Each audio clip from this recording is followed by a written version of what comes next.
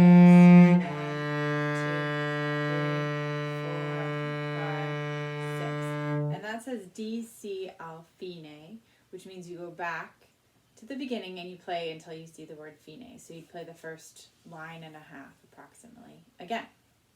So there's a lot going on here. So we talked about the rhythm, but let's go through this step by step as I would want you to practice it.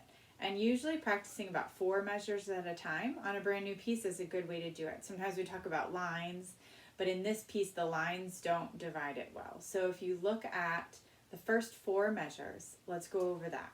So if we're going to just play it one note at a time, what I would do first is say the note and maybe do your fingers first. So the first note is a C, which is 4 fingers on the G string. So C, D, C. So you can make a tunnel with your 4th finger so that you can play the D without moving your finger out of position, since we come right back to it.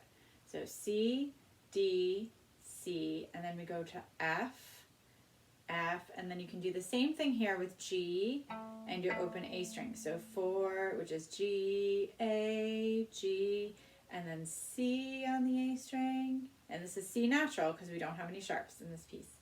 And then A, G, A, D, D, and then C down on the G string. So let's play those with our bow. We're not worried about slurs or bowing at all, or rhythm. We're just playing one note at a time. So C, D, C, F, G, A, G, C, A, G, A, D, D, and then C. Okay, so practice that for a few minutes, just the notes. Just pause the video and then come back when you feel like you've got the notes. Okay, so now that you have the notes and you feel comfortable with that, now we can put the rhythm in. So we're going to just do the rhythm first without worrying about the bowing. This might be easier if you pluck it. If you're really wanting to do the bowing the way it's written, then just pluck it instead, because that's a good way to practice the rhythm without messing up the bowing. So you're going to get your fingers in place and you're going to play C, D, C, F, F, G, A, G, C, 2, 3, A, G, A, D, D, and then along C here, 4, 5, 6. So you could also clap it. Let's try that. So you can clap 1, 2, and 3, 4, 5, 6. 1, 2, and 3, 4, 5, 6. 1, 2, and 3, 4, 5, 6. 1, 2, 3, 4, 5, 6. So clap it, pluck it. You could do it with the bow, with separate bows, but practice the rhythm next. Once you have the rhythm and you have the notes, then we can put them together with the bowing. So what we might want to do is just practice it in super slow motion, just trying to connect the notes that are supposed to be connected. So let's try that. So we're going to slur a C and a D and a C. So start with that, just with each note even, and then you can put the rhythm in. Can you try that? Good. And then the next one is kind of, looks like a slur, but it has a line under it, which just means it's going to be 2 bows in the same direction. So we're going to do a 2-beat F and then a 1-beat F. And this happens on beat 4. So we're going to start counting on 4. 4, 5, 6. Okay? So the first measure is 1, 2, and 3, 4, 5, 6. So there's just a little pause with the bow before the last note. Then the next measure, once you get that first measure really comfortable, the rest of it's going to be easy because a lot of it is very much the same.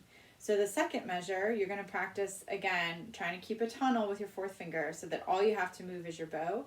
You're going to do G, G, A, G, and then a C on a bow all by itself. And then you can try putting the rhythm in. Let's try that again.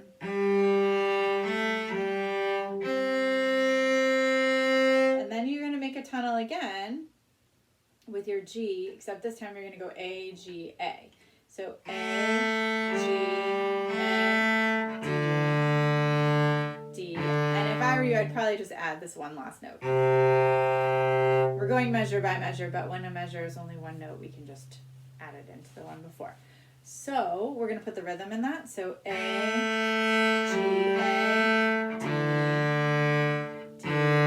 So if you want to count it, it's 1, 2, and 3,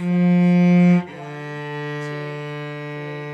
4, 5, 6. And then you do that again for the last part. So I'll try that one just a little bit quicker so you can see how that goes. Once you get comfortable, then you can try it at the faster pace.